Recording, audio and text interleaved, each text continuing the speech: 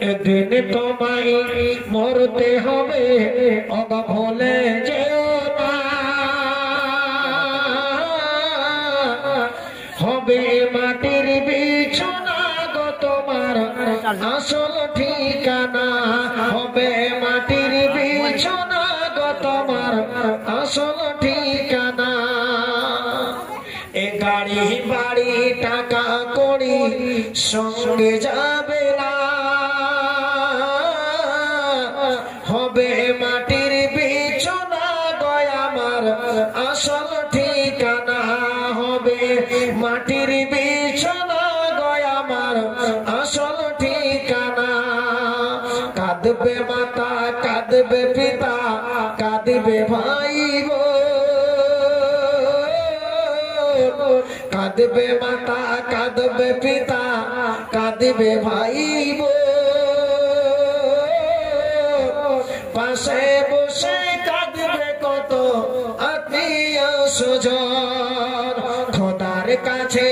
খোদার কাছে করবে দোয়া সকল মুমিন মুমিনা,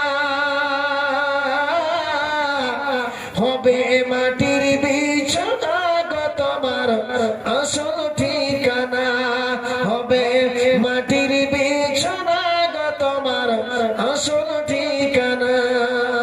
একদিন তোমায় মরতে হবে, ওগো ভুলে যেও না।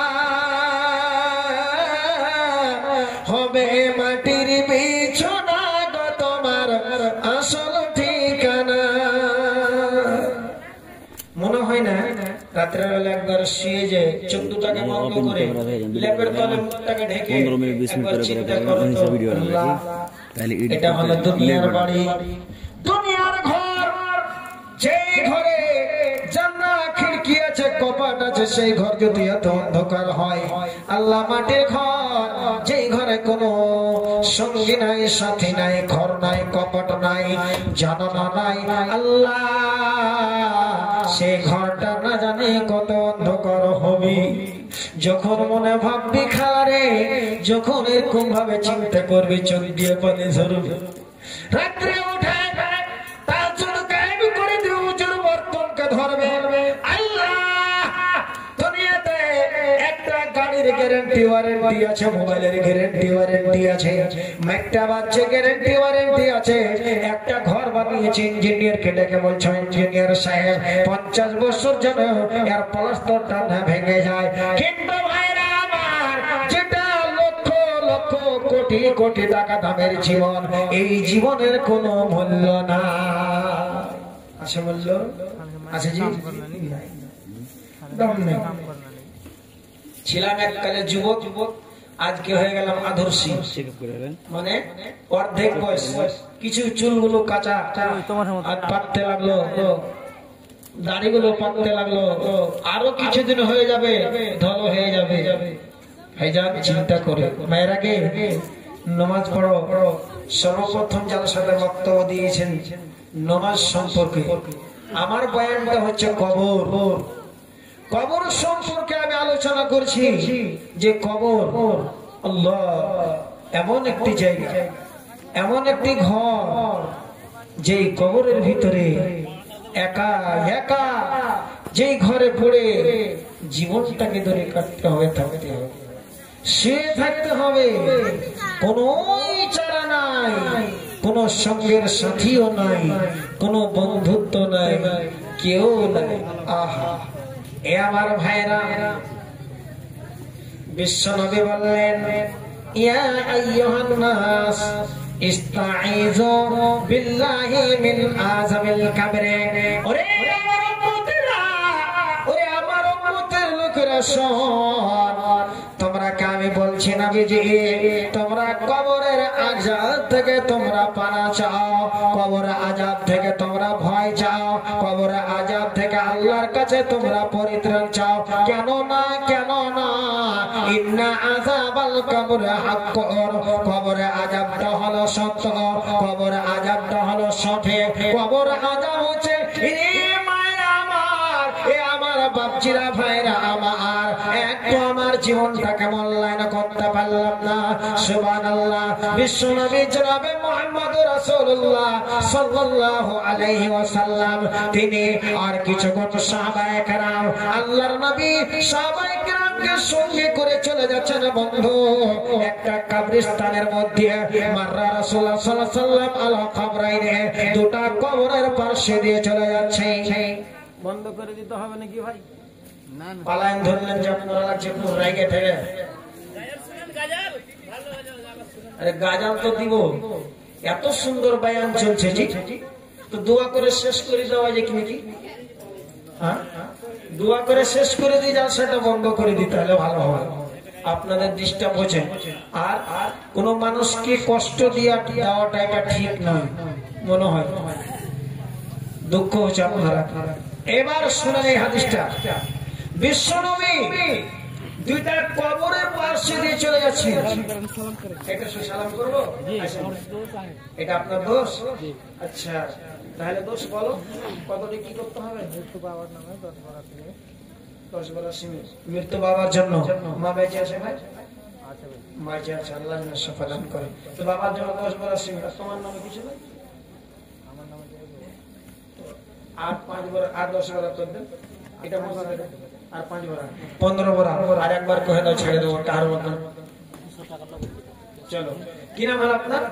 এই ভাই নামটা বলো। এ দাদা, নামটা কি আপনার? মোস্তাক আলম সাহেব। নারায়ে তাকবীর। 15 ব্যাগ সিমেন্ট উনি এই মুসাফিরের হাতে দান করেছেন। মা আব্বা আর 200 টাকা নগদ। আব্বা কবরবাসী হয়ে গেছে, দুনিয়া থেকে বিদায় হয়েছে। আল্লাহুম্মা আমিন।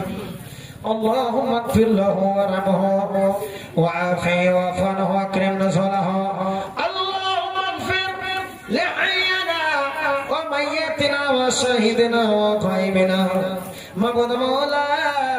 আল্লাহ মা বাবা সন্তান দুনিয়া জগতের বুকে ছিল, তাই বলে আল্লাহ 15 ব্যাগ সিমেন্ট দান করেছে মা বাবার জন্য। বাবা দুনিয়া জগতের বুকে বেঁচে নাই, কবরে চলে গিয়েছে, মাটির ঘর অন্ধকার ঘরে চলে গিয়েছে। যদি কোনো ছোট বড় জানা অজানা সাকিরা কাবিরা গুনাহে ধরা পড়ে থাকে আল্লাহ তুমি দয়া করে পরিত্রাণ দিও না, সাধ্য আল্লাহ। তোমার নয় বলেছে নেক সন্তান যদি বাপ-মার জন্য দোয়া করে, বাপ-মার জন্য যদি দান খয়রাত করে, বাপ-মার জন্য সদকা খয়রাত করে, কবরে বাপ-মা তারা পরিত্রাণ নাজাত পায়। মাবুদ মাওলা, আব্বা জান দুনিয়া থেকে বিদায় হয়েছে, আল্লাহ কবরে আছে। আল্লাহ আব্বার কোন অঙ্গ প্রত্যঙ্গ কবরে নিশানা নাই, মাটি হয়ে গেল, মাটির দেহ মাটিতে খেয়ে ফেললো গো, খেয়ে ধ্বংস করে দিল, শেষ করে দিল। আব্বা জানের কবরকে তুই নূরে পরিণত করা। মা বেঁচে আছে, আল্লাহ তার ভরবে মারি দূর করো, মুসিবত পেরেশানিকে আল্লাহ তুমি দূর করে দাও। আল্লাহ ভাইজানের কামাইতে বরকত দাও, টাকা পয়সা বরকত দাও, জমি জায়গাতে বরকত দাও, বাড়ি ঘরে তুই বরকত দাও। রব্বানা তাকাব্বাল মিন্না ইন্নাকা আনতাস সামিউদ দুআ বিরহমাতিকা ইয়া আরহামার রাহিমিন। আমিন সুম্মা আমিন। একদিন তোমায় মরতে হবে, ও তো ভুলে যেও না, হবে মাটির বিছানা গো তোমার আসল ঠিকানা।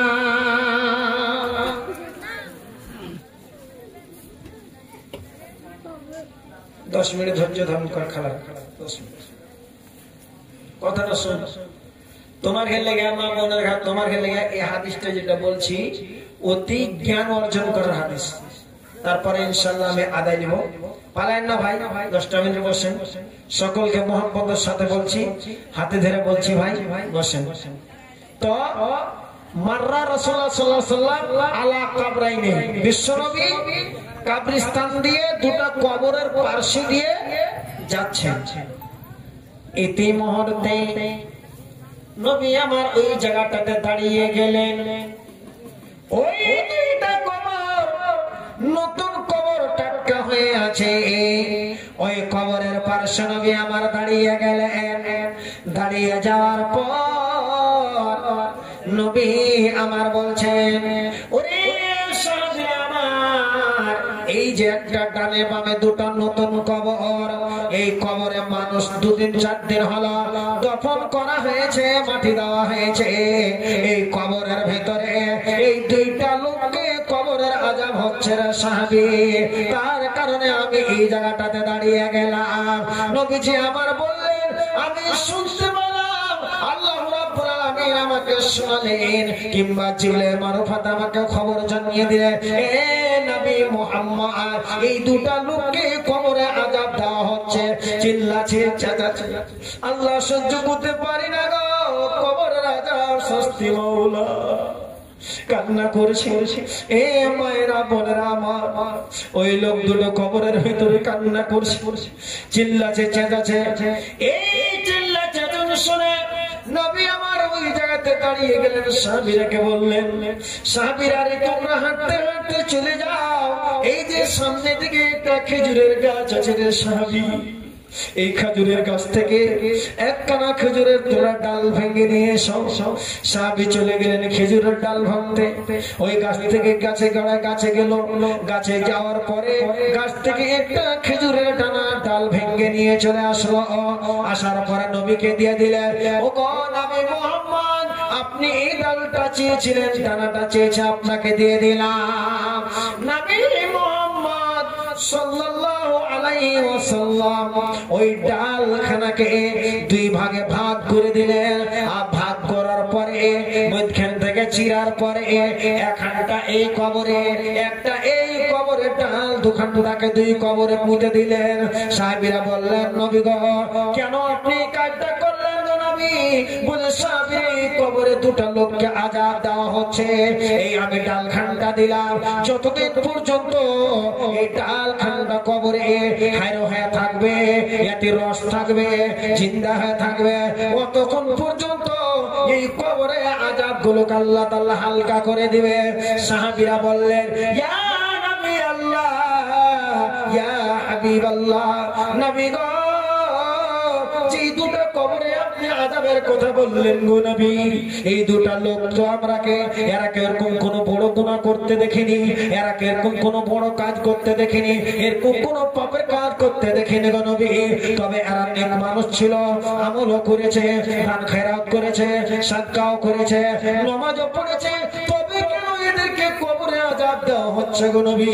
বিশ্ব নবী বললেন, সাহাবীরে, এই যে কবরে আযাবটা হচ্ছে, এই যে কবরে আযাবটা দেওয়া হচ্ছে লোকটার কবরে, এই লোকটা ছিল 1 নম্বরকার চুগলখোর। এই লোকটা চুগলখোরি করত, নিজের চায়ের দোকানে, পানের দোকানে বসে, চকচক হাতে বসে এই লোকটা অন্য লোকের কথাকে বর্ণনা করত, গীবত করত, চুগলখোরি করত, ওর কথা বলতো, ওর বাড়ির কথা বলতো, ওই বাপ বেটার কথা বলতো। এর কারণে আল্লাহ তাআলা এই লোকটার কবরে আযাবটা দিয়েছে। মায়ের লোক আছে, বাড়ির ভিতরকার, তো দূরে জায়গা, বাড়ির ভিতরকার শাশুড়ির কথা যদি কইতে পাইতো ছেড়া কথা নাই। আর যাহা 3-4টা যদি বেটি ছেলে মা খালার একটা জীবন তোবা করে যা মসজিদে জালসা থেকে কোন মুলবি কয়েছে কিনা, আর যদি কয়ে থাকে আমল নাকি থেকে আমল চালু করা হবে, তোবা করো। জীবনে কোন কাহারু বাড়ির কথা, এই বাড়ির বহুর সামনে, এই বাড়ির গিঠানের সামনে, কাহারুর সামনে কইও না। এটা হলো কি গীবত, এটা গীবত। অনেক বড় জামানটা মনে করিও না। চার দোকানে বসে কেটা হে ওই মরলের বেটা, কথাটা 2টা কহে মুখের 7 মিনিট টেললে কতখানি গুনাহ হলো জানো? জীবনে করি তোবা কর। 2 নম্বর হলো যে লোকটা, 2 নম্বর হলো এটা কে গো নবী? এই মায়েরা বোনেরা আমার শোনো, বিশ্ব নবী বললেন, এটা হলো কে? এটা কোন লোকায় আর কোন এরকম গুনাহ? আল্লাহুস সামাদ, এর গুনাহ অন্য কোন নাই। আল্লাহ এই লোকটাও নামাজি ছিল, নামাজ পড়তো, আল্লাহওয়ালা দিনদারি ছিল, কিন্তু লোকটার একটাই ভুল ছিল, একটাই কাজ ছিল। এই লোকটা যখন পেশাব করত, যখন পেশাব করার যখন দরকার হতো, ওই জায়গাটা তাদের পেশাব করতো মাটিতে ঠেলে পাথরে, আর ওই পেশাব করে ওই ছোট ছোট ছোট ছোট হয়ে ছিটা গেলা পেশাবের এসে কাপড় পড়তো, পায়ে পড়তো, ওই জায়গাটাকে ধুইতো না, পরিষ্কার করতো না। ইয়ার কারণে আল্লাহ তাআলা একে কবরে আযাব দিয়েছে। পেশাব, পেশাবের ছিটা, এটা কত বড় বড় কাজ দেখতে পেলে তো, যে মুসলমানের বেটারা আজকাল মেলায় এরকম দুনিয়াতে আছে বিনা পান্তা পেশাব করে, যে আর্ধেক লুঙ্গিতে, আধখানে গায়ে, আধখানে শরীরে, পায়ে ভরে থেকে গেল। হায় হায় মুসলমান, পেশাবটা এটা একটা জানা মানা জিনিস মনে করিও না, এটা একটা খুব মারাত্মক জিনিস। আর একটা মা খালা তোরাকে খুব কিমতি কথা শুনেছি, ছেলে পিলে যদি বিছানাতে পেশাব টেশাব করে মতে যদি, তো বিছানাতে পেশাব করে খবরদার, জীবনে ভুল করিও না, জীবনে ভুল করিও না, পেশাব চমকাইও না। গরু বাছুর হোক কিছু পেশাব পেশাব গাড়িতে লাঠি, ভুল করো। আল্লাহর নবী মসজিদে একটা ইহুদি এক দেহাতে এসে পেশাব করতে লেগেছে, আর পেশাব করছে, সাহাবীরা দেখে তখন চিল্লাতে, নবী পেশাব করতে পেশাব করতে। সম্পূর্ণ যখন পেশাব করা হয়ে গেল, তখন নবীজি লোকটাকে দেখেন, তিনি বলছে, এটা হলো মসজিদে, এনে পেশাব করতে হবে না, দুটো পানি দিয়ে বইয়ে দেবে। জীবনে পেশাব রুকেন না, পেশাবকে কেউ করছে ওকে মানা করে করতে দাও, করার পরে পেশাব যদি রুকো তো একটা মারাত্মক বেমার হবে। যা হোক, অনেক অনেক কবরের আযাবের কথা, মানুষজনকে বেশি আমি বিরক্ত করবো না ভাইজান। আমি শেষের বেলাতে আমি মুসাফির, মা খালার আগে তোমরা দু চারটা পাঁচটা পয়সা আছো, মৌলানা মুনির সাহেব আপনাদের এলাকার, ওনার হাতে গলার হার দিলে, আঙ্গুঠি দিলে, টাকা দিলে, পয়সা দিলে, আরো অন্যান্য সামান দিলে, কিন্তু উনিও চেয়েছেন অনেকগুলো। আমিও দেখি আপনাদের কাছে একটা বেটা হিসাবে, ভাই হিসাবে আবদার করি, মসজিদের লেগা থাকে তো দেন, তো আমি দোয়া করবো। ভাই নানা দাদুরা, আপনাদের ভিতরে কেউ যদি থাকেন, আসেন আমার হাতে একটু দানটা দেন, ইনশাআল্লাহ দোয়া বিল খায়ের করি। আপনার আমার দোয়াটা নেন, আল্লাহর কাছে দোয়া করব বাপের জন্য, মায়ের জন্য, ওই কবরের আযাব থেকে পানা পাওয়ার জন্য, পরিত্রাণ নেওয়ার জন্য। দেখি দোয়াটা করে একটু তাড়াতাড়ি করে আসেন তো দেখি। মা জননী অভাগিনী সন্তানের নয়ন মনি রে, সে মায়ের পায়ের তলে বেহেশতের ঠিকানা, এমন মায়ের মনে কেহ দুঃখ দিও না, এমন মায়ের মনে কেহ দুঃখ দিও না। আসেন তো ভাই, উঠেন দু চার পাঁচটা, কমসে কম 500-1000 টাকা করে টাকা হোক দেন, একটু উঠেন উঠেন।